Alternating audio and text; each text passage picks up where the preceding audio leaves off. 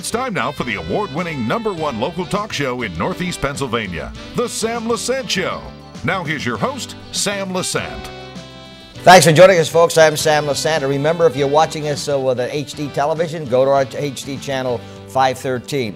Folks, Community Area New Development Organization. What does that stand for? I'm sure most of you know it stands for CAN DO. Started in 1956 with 0 people employed. Today, probably close to 14,000 people are working because of the Community Area New Development Organization, CAN DO. Many people sometimes don't really have a full concept of what CAN DO is all about. I'm very happy to have today the president of CAN DO, Kevin O'Donnell, and Joe Lettiere, who is the vice president. Gentlemen, thanks for coming on the show. It's a pleasure to be here, Sam. You know, it's interesting. We have CAN DO, we hear CAN DO, you know, and some people who are working in CAN DO know what it's about, but a lot of people in the area, northeastern Pennsylvania, really don't know the details of CAN DO. So let's talk about what is CAN DO, Kevin? Okay, well, I'm actually glad you asked that because there's such misconception up there. Some people think that we're some type of government agency or something like that, that we get, you know, we're run by tax dollars. The fact is, Sam, that we're basically a nonprofit organization with a mission of trying to create jobs for the community and better the life in the Hazleton area. Like you said, we started back in 1956. At a time when Hazleton was really down and out. Hazleton was at the brink of extinction with the demise of the coal industry and people leaving. There was a saying back at that time, it was gone to Jersey. Where's Joe Smith? He's gone to Jersey. It didn't mean he went to New Jersey. He could have gone to the shipyards in Connecticut, or he could have gone to Bethlehem Steel or whatever, but it meant he couldn't find work for his family in the Hazleton area. And so it was about that time, right after the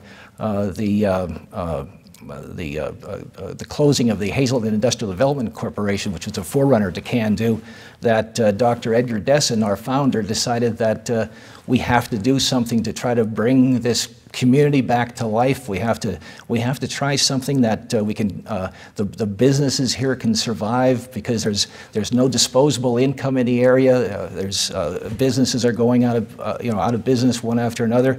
So he gathered a group of people together and he said, you know, let's start this organization and we'll bring industry into the area. And a banker got up and he walked out on him. And Dr. Dessen says, where are you going? And he says, Doctor, you're foolish. You can't do it. Well, the Dr. Dessen went home that night and he said to Sonia, his wife, he said, we can do it, and we're going to call the organization CAN DO. That was 1956, and 30,000 jobs ago. That's how many jobs we've actually created, is 30,000 jobs, and the net is about 13 to 14,000 right now. You know, the interesting thing about that, Kevin, is when you look at anyone who has started a business or is successful, you know, how they started. But here, you know, back in 1956, he had naysayers, okay? And here is a person that had a vision saying that we can do it, okay? And he put the organization, and how did it start? What did they do to... this is where he got in trouble also. He said we have to raise money. And the people said HIDC raised $300,000 and didn't create any notable jobs. So Dr. Dessen said, well, you know what? He said, there's a little town down below us, it's Mock Chunk. He said, they just had a fund drive. It was a nickel a week fund drive. We're bigger than that. We'll have a dime a week fund drive. So he went, he put lunch pails all around town in restaurants and stores, and people were asked to put their change into these symbolic lunch pails. It said a dime a week on them. It went on for a year, and at the end of the year, they counted all the dimes and quarters and everything else, and they came up with $14,000. All right? He took the $14,000, and this is an example of how bad it was back in that time. He made a deal to buy the first 500 acres, Valmont Industrial Park, for $10 an acre, $5,000. Wow. Do you know what land along Route 93 is selling for now? Yeah. Absolutely. And so that started to evolve, right? Yep. But I guess, of course, I don't know if I was born at that time, Kevin. I know you. You were around, Sam. But you know, it's funny because you have people that had, believed in what they were doing, and you had the community getting involved, and then they begin to see things. Okay, absolutely, and then it just evolved from that point. And like you said, people were involved. It was an all volunteer effort for the first from 1956 to 1966. There was no one employed by CAN Do. It was all committees. It was all people volunteering their time, and during that time, after they bought the land, people said, "Oh, hey, this guy's he's good. We've got something to get behind here." So we went for fund drives, and the first one, he set a goal of $500,000, but he did it in a way that people felt like they were investing in the community. Exactly. Okay, so what he did, instead of saying, "Give me your money," he said, "How about investing in the community? I will give you a 15-year, 3% debenture bond back for your money." Sam, we've paid all that money back. In 1956, 1959, and 1964, we had 3 fund drives. All the time we sold bonds during those fund drives, and all the money, $2.2 million, has been paid back, except for, I think, about $29,000, which we have in a trust account. And just yesterday, somebody came in and said, "What do I do with this bond that I found in the attic?" And we paid them back for it. Is that right? Yeah. The area we live in today, I mean, I interview a lot of doctors from Lehigh Valley Hospital. They come on and talk about what their profession. But I always ask them sometimes is when they move in, why did you move into the area? Okay, and despite the fact that you have some of the negatives, there are so many more positives, Kevin and Joe. Sure. And they say, because we like the area, we like the people, and I think that's a tribute to our community. And I would only hope that as we're trying to grow in this area, that we look at things through positive thoughts versus negative thoughts, okay? Yes, we have our challenges, but I think those are the things that I'm sure Ed Desson had his people that were saying. He had his naysayers. Oh, I'm telling you, there's no question. I remember, it's all for him. He's making a fortune. Right. It's all the, and they look beyond that, which is so important to do. You have to look beyond. Kevin, I could imagine, where you sit right now, the years that you've been there, and you've always been such a gentleman, really, in your position. You've always welcomed people. You've listened to sharp criticism, but you've always been able to respond in a most professional manner. And I think that sets the stage for all the people that were involved in CAN Do, and listen, you have a board throughout the years. I mean, some board members I had concerns with, but that's life, Right. So in CAN Do, in your position, what do you do right now as a president? Well, Sam, I'm like overall the entire organization, but I've got 5 department heads below me that I basically watch. Joe Lettiere is one of my department heads. Originally, he was just doing finance or just doing marketing, but now he's starting to branch out in other things. But other department heads are finance. I have a CFO. I've got a director of administration. I've got a director of the parks and the works, so to speak. Everybody's got their job, and I just try to pull everything together. And once again, this is not a government agency. No, and let's keep driving that home. We do not get any tax dollars for the programmatic purposes of our organization. We do get grants for projects. If we want to build a road in a park or something like that, we'll get a grant for that. But the programmatic aspects of CAN Do are all self-funded through our leasing program, our water and sewer programs, our financing programs, and so on. Earl Berger runs the drive every year, does a great job with it. The CAN Do Foundation. We contribute to the CAN Do Foundation, and you have people like Earl and a lot of people that just, and Earl has his business, but Sure. he finds the time, and it's funny because Earl is so on top of things, and the foundation is such a great thing to do. Oh, they do very good things. Yeah. I mean, they're a real integral part of the downtown Hazelwood for Alliance right now, and all the things that are going on downtown. Joe, when you were in marketing, incidentally, I'm going to offer you a job after the show.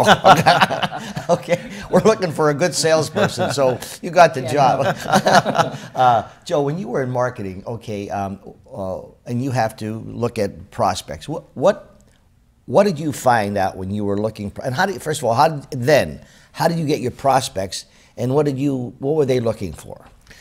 Typically, Sammy, we've continued as economic development and the economy has continued to transition. We've tried different things, and in the past, we relied heavily on the Governor's Action Team. We relied on PPL when they had an economic development team to go across the country, and that's when we had some direct reach to companies. Now, almost every project that we have come through of significance comes through either a site selector or a broker. So most of our marketing efforts are directed toward those brokerage firms because they have the outreach to the companies.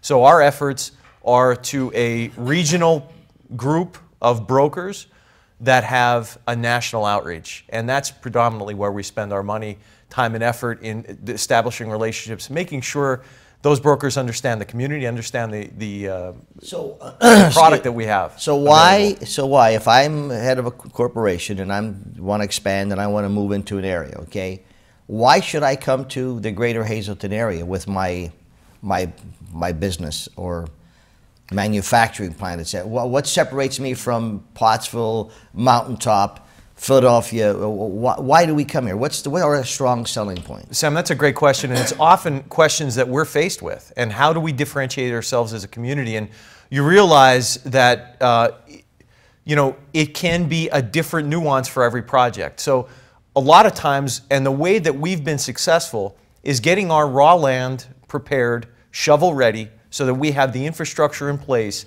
that the company can begin their project almost immediately upon receiving land development approvals.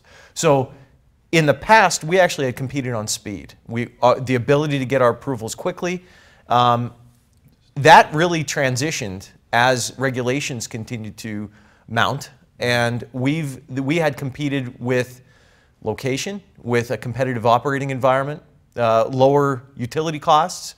This region obviously is enjoying the low gas prices right now through the Marcellus Shale play. And that has been helpful. A lot of times, frankly, and it's much maligned, but incentives play a major role in these projects. And I think CANDO gets unfairly attacked that the KOZ has been negative to the community, but in reality, that's a part of economic development that is nationwide, globally. Totally and it's agree. Something that's necessary. Yeah. It's not, that's one of those things that as economic development groups, we all collectively say, if we all had a ceasefire and agreed not to provide incentive, we'd be happy to not have those things. But that's how we as a community compete. And boy, it works. It really has. It has worked. I remember, Kevin, a couple of years back, you did a whole presentation on the KOZs and where it's and the return. We have it here in downtown Hazelton with the Hayden Bank. Okay, it would have been nothing, and because of the opportunities, incentives, now they're contributing $150,000 in taxes that they didn't have before. Folks, I'm talking to Kevin O'Donnell and Joe Lettiere. Kevin's the president of CANDO and Joe is the vice president. Come back to give you some more insight of what's happening with CANDO. Stay with us. Welcome back to the Sam Lesante Show. Remember, 24/7 you can watch all of our programs on ssptv.com. My email, folks, sam@ssptv.com. And remember, we're now on HD on the Service Electric Cablevision channel 13 and 513. My guest today, Kevin O'Donnell, who is president of CANDO, and Joe Lettiere, who is the vice president. And we're talking about interesting things about CANDO. Getting back on the KOZ program, as I remember, you made a full presentation because a lot of people, some people, I don't say a lot of people, don't understand the full process of CANDO. Sure. Could you explain that? Sure. And let me preface it, Sam, that I want to say that the KOZ program is not perfect. Okay, if we could make some changes to it, I think we could sit down with legislators and suggest some changes to it. But for the Hazelton area, the KOZ program has worked extremely well. Let me give you an example. When it started in 1999, we were fortunate enough to win, okay, because you had to compete for the acreage. You only had so many acres for so many counties. We were fortunate to win 1,500 acres of land that we could that we could designate as KOZ. We did that on land that was vacant. We didn't put any buildings into it. We didn't put anything of value into it. We put stripping mines in it and everything like that. Humboldt Station, okay, which was a stripping pit at the time, was KOZ and so on. But the point I want to make is, at the time in 1999, the total taxes, the assessment was like $210,000 on those 1,500 acres, very, very low. Okay, the total taxes, including the Luzerne County, the municipality, and the school district, was a total of $30,000. Okay, now it's fast forward to 2016. Okay, and we have in the parks right now the taxes that are coming off of those acreage, and they're not all gone at this point. We only, I think it's about 800 acres, something like that, that became filled of KOZ sites. It's well in excess of $5 million in taxes that keep generating year after year. And not only not only that, but during the process, during the years of the KOZ program, every time an industry located here, the earned income tax immediately went to the municipality and the school district. So the program has been an extreme success. It's, you know, I often said I like to stick needles in my eyes more than go before the school board and ask for tax relief. But like Joe said before, it's needed. That's what goes back to logical thinking, Kevin, okay? If you know, I know anyone who runs for office today, I applaud. It's a difficult task, okay? I personally think anyone who runs for office should have a salary and should get paid because it is demanding, especially a school board member, okay, or council or you township supervisor, you name it. There's a challenge there for them, okay? And then you want to attract people that at least are knowledgeable to agree to disagree and understand things, okay? And I remember when I was teaching school, a professor said to me, if you think education's expensive, try ignorance, okay?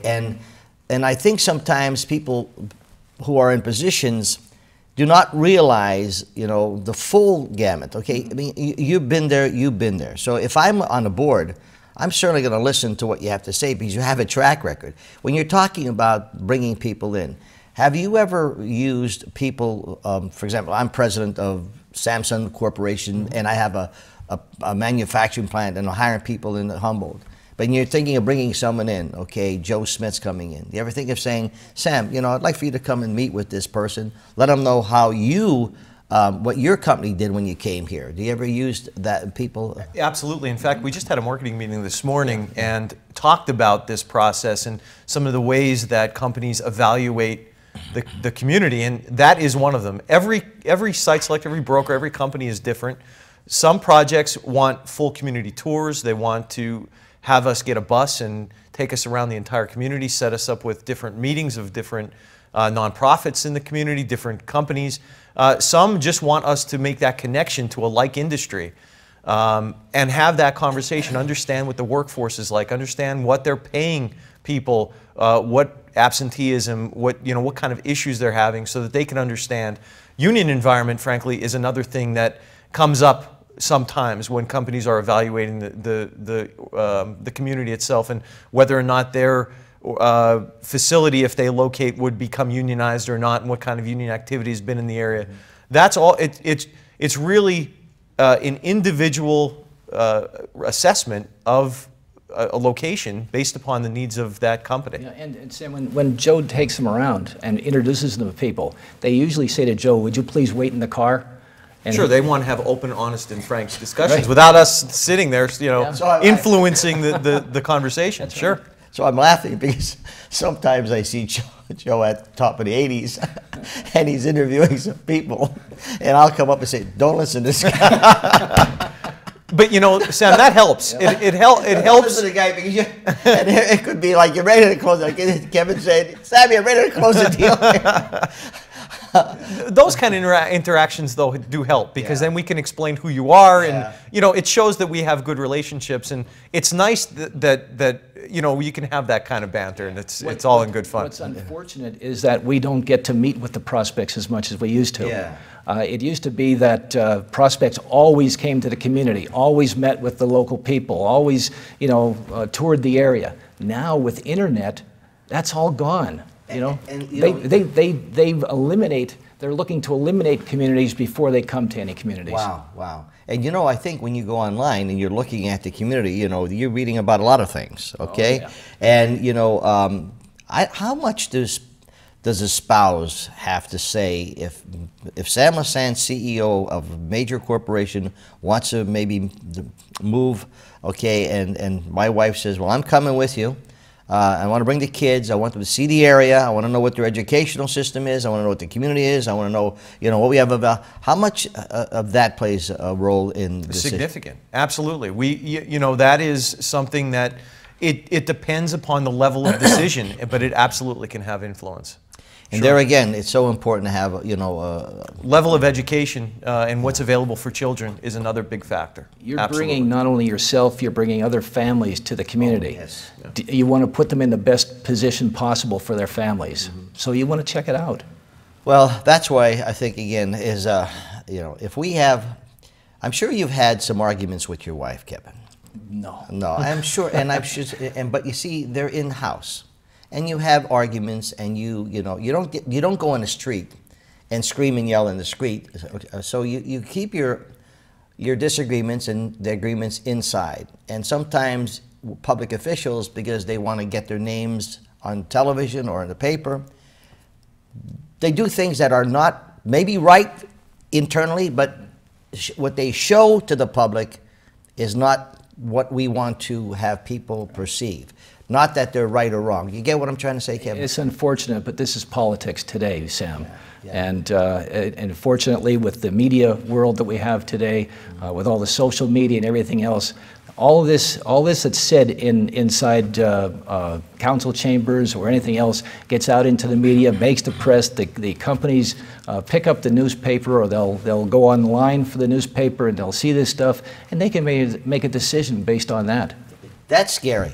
That is. When you told me that, Kevin, I was like, wow, that is scary. Because, listen, we report the news. It's unfortunate that sometimes we have to do what we have to do. Folks, I'm talking to Kevin O'Donnell, who is president of Can Do, and Joe Lettiere, vice president. Now, folks, a lot of people say about wages.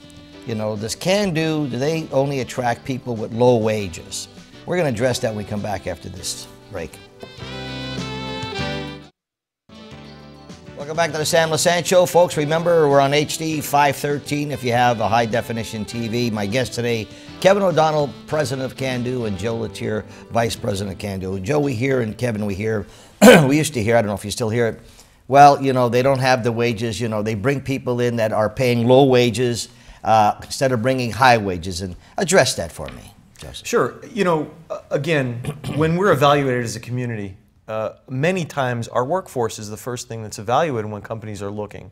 And they look at a variety of things, and educational attainment is one of them. Demographic, ages, skill sets, all of those things go into a company's decision in a community. And, frankly, until we start as a community bringing up our educational attainment, adding some skill sets that might allow for the attraction of some of those other industries, we are a blue-collar town. And there are some very good to great jobs that are out in those industrial parks, and people are making quite a bit of money. So I think there's a misnomer of, you're going to start at $50,000 a year. I don't think that really happens. There's a process in which people work through the system and work up the ladder.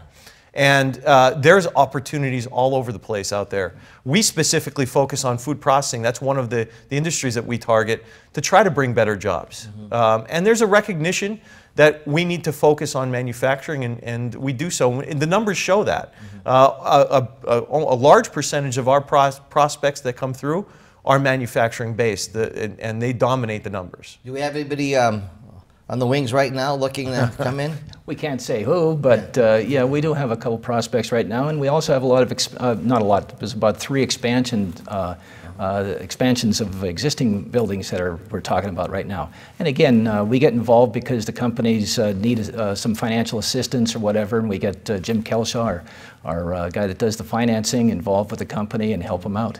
So. I said before during the break, we could probably go on for another 2 hours because there's so many things that CAN do is involved. And the thing is, 60 years of but you got 14,000 people working. You know how many families that Yes, you affect? we do. I mean, so this is something critical for our area. This is something major, okay? And the CAN Do organization, from what I see and from what I hear, has a tremendous reputation, and that's a tribute to all of your people, your board members, and everybody who worked there. Kevin, I'd love to have you come back, and Joe, just to give us an update of what's going on. It's really interesting. I'm learning some things. And I'll be gentle when I see you at a restaurant next time. I'll come Sounds good. I say, he's really a nice guy. Okay? Joe Lettiere was vice president, folks. Kevin O'Donnell, who is the president of CAN Do. I'd like to bring you just up to date what's happening. You have my email, sam@ssptv.com. You have any comments? Give me a call. I'd like to get them on maybe in about a month or two so we can just do an update of what's happening. We'll see you next time.